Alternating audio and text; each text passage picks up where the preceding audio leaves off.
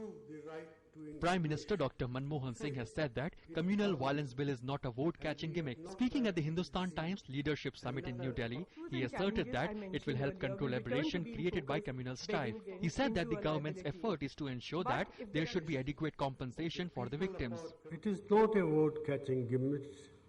I think in the last 5 or 6 years, we have been grappling with the problems of communal riots in some part or the other part of our country.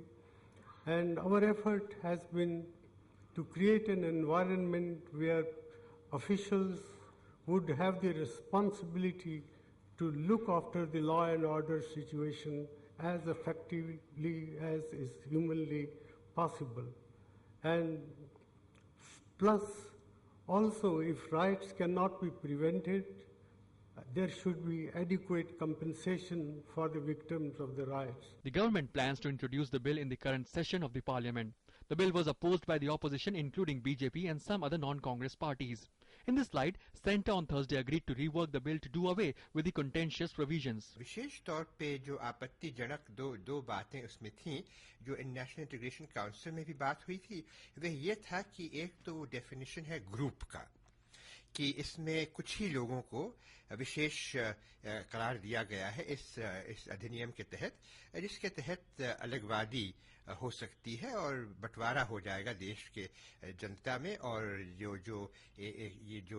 एकता आने की आवश्यकता है वह नहीं आएगी. तो एक तो ये टिप्पणी थी और आलोचना थी. दूसरा ये था कि हमारा जो राष्ट्र है ये एक फेडरल रिपब्लिक है और इसमें एक केंद्रीय इस प्रकार की अथॉरिटी बनाने से इसके जो फेडरलिज्म है उसमें कुछ कमी आ सकती है.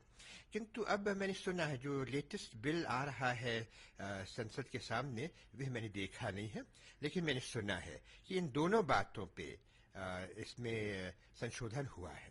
The new draft bill is likely to use a community-neutral definition to identify communal violence victims. Prevention and control of communal violence would essentially remain with the state governments. Bureaucrats and public servants will be held accountable if they are directly or indirectly in command in the area.